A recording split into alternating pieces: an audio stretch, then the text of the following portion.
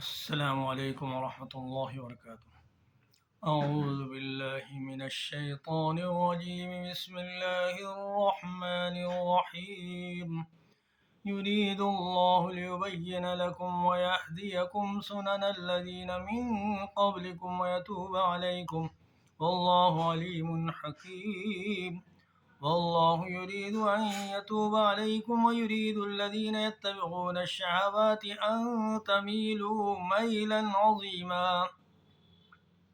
يريد الله أن يخفف عنكم وخلق الإنسان ضعيفا. يا أيها الذين آمنوا لا تأكلوا أموالكم بينكم بالباطل إلا أن تكون تجارة عن تراض منكم، ولا تقتلوا أنفسكم إن الله كان بكم رحيما.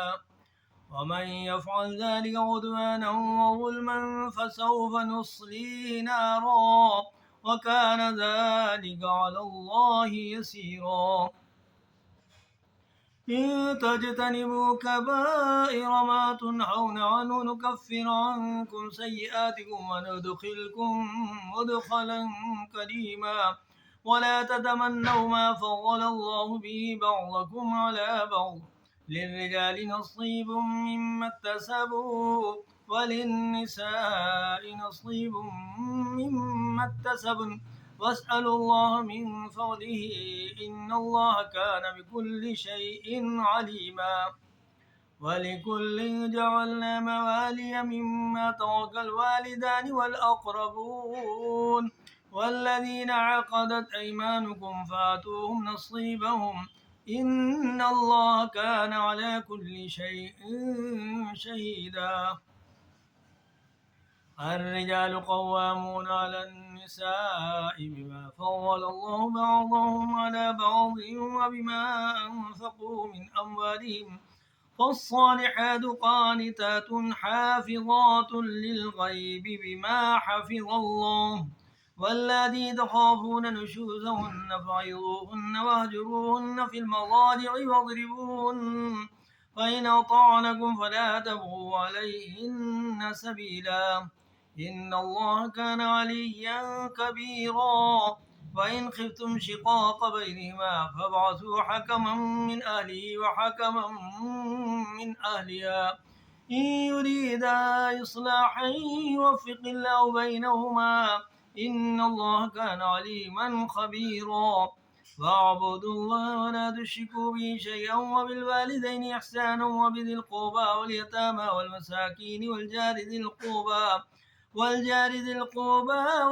ذي الجنب والصاحب بالجنب وابن السبيل وما ملكت أيمانكم إن الله لا يحب من كان مختالا فخورا. الذين يبخلون ويأمرون الناس بالبخل ويكتمون ما آتاهم الله من فضله وأعتدنا للكافرين عذابا مهينا. والذين ينفقون أموالهم رئاء الناس ولا يؤمنون بالله ولا باليوم الآخر ومن يكن الشيطان له قرينا فساء قرينا. وماذا عليهم لو آمنوا بالله واليوم الآخر وأنفقوا مما رزقهم الله وكان الله بهم عليما. إن الله لا يظلم مثقال ذرة وإن تك حسنة يضاعفها ويؤت من لدنه أجرا عظيما. فكيف إذا جئنا من كل أمة بشهيد وجئنا بك على هؤلاء شهيدا. يومئذ يود الذين كفروا وعصوا الرسول لو تسوى بهم الأرض ولا يكتمون الله حديثا. صدق الله العظيم.